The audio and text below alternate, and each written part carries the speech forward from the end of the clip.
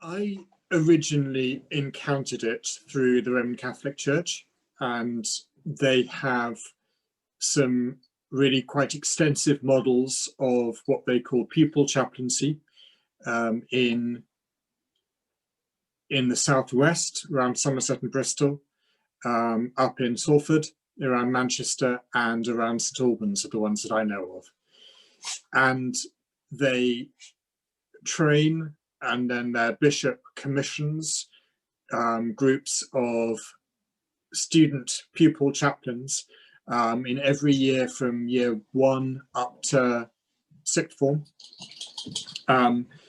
They've got a member of staff or a chaplain in each of their schools who coordinates those groups, and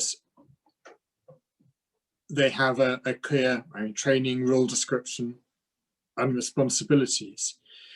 I thought that sounded exciting. I borrowed and adapted some of the resources from the Diocese of Clifton, and we trialled it in a primary school, Church of England primary school, in a small rural town called Wellington in southwest Somerset. We adapted it a bit, but actually for the sort of 6-9 months that it was in existence pre-lockdown, it worked really well. Okay, that is year 1 is 5 to 6. Right, so peer chaplaincy with 5 and 6-year-olds. Yes. Sounds fantastic. And they're actually formally commissioned? The Roman Catholic chaplains are commissioned by the bishop in the cathedral. They have a huge celebration. The way we did it in Wellington, I went down to Wellington, which is about 20 miles south of me here, and we had a service in church to which we invited. It was an end of term service where they normally meet in church at the end of term. We invited the relevant parents and carers and members of the community. So we had a bit of a celebration.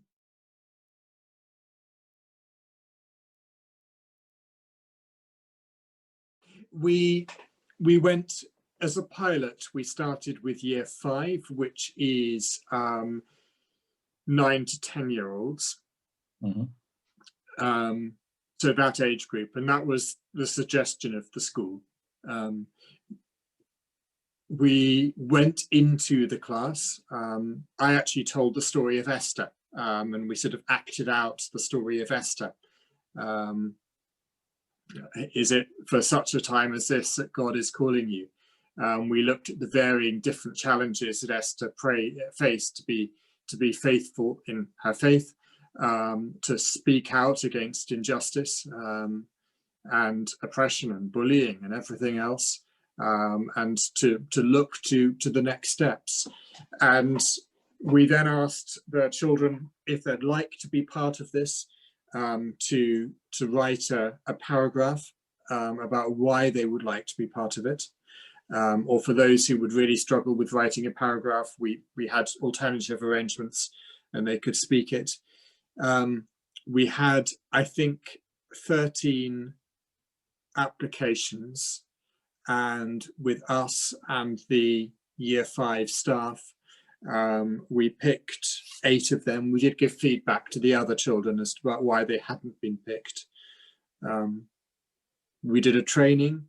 The 8 of them are divided into 2 teams, one of which is called the story chaplains, who are there to tell the story and to help lead assemblies and big festival services. And the other are called the service chaplains, whose work has been focused on an intergenerational project connecting the primary schools with residential care homes, a project led by the church. And then they meet.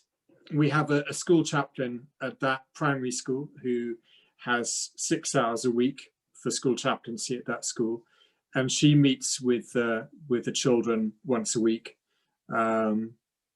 and has about half an hour with them at lunchtime.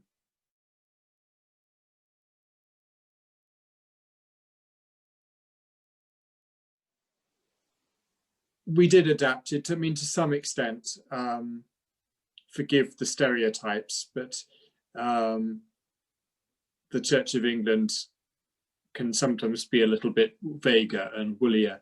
And it felt like a different kind of context. And it's one of those church schools which is the only school for its community. And therefore, although it is a church school, 95+% of the children and households going to that school have no contact with church other than the school.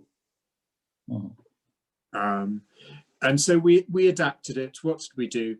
We did some values exercises and began to work out what our values were.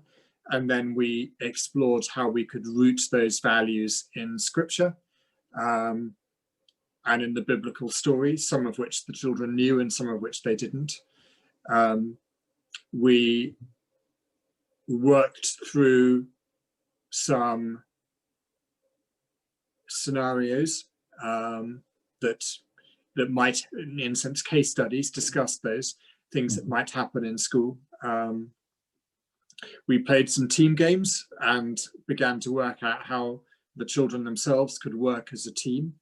And then out of all of that, towards the end of the day, we worked with them on what they felt the key elements of the role were. And those were translated by the children with our help into the promises that they would make at the commissioning service. So they effectively wrote their own promises. We spent some time on the commissioning service and they chose the music. We helped them to write the prayers and the promises. And so it was very much their service.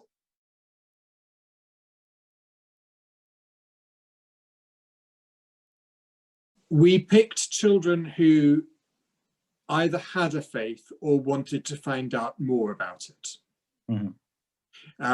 We had to get, and we wanted to get parental permission, and we also had that permission from the parents that they were happy for their children to find out more about the Christian faith.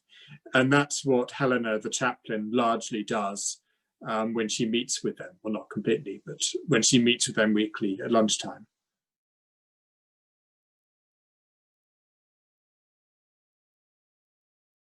I think very positively. The staff have been happy with it. The parents were chuffed to bits. We also gave them a tabard, which is what the school usually does for sort of special uniforms for children. So they have a tabard which has their first name on and chaplain on it, Pupil Chaplain. And they liked that. The children also, the year fives, all I've heard in other year groups is it's been positive. I mean, there have been a few challenges. We had a couple in the team who, let's say, they weren't the best at keeping school rules all the time. So we've had a few we've had to explore with them what this kind of role means for their own personal responsibility.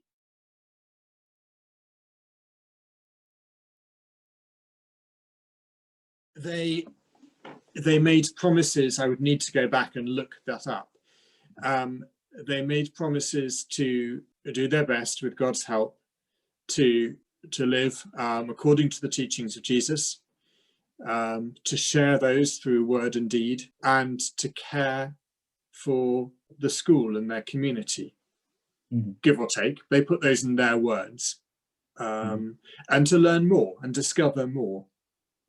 So they weren't promising to be finished articles. They were promising to go on a journey, so to speak. I'd say they have been going on a journey, and that's been positive.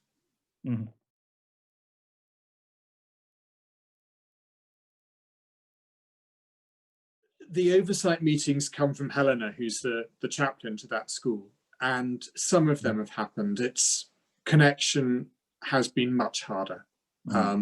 A few of the children have been in school, but Helen is one of those school chaplains who, because she serves a number of different communities, it's been hard for her to get into any of them.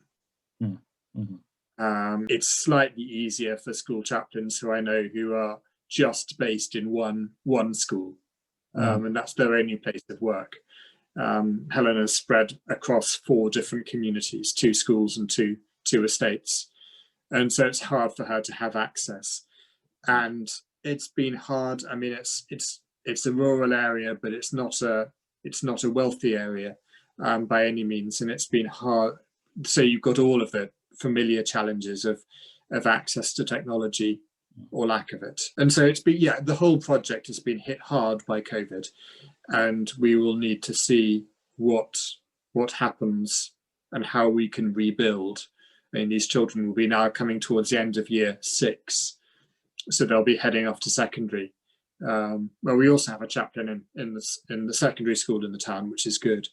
So we'll need to connect up with them there and see what we start again, in a sense, in the primary school.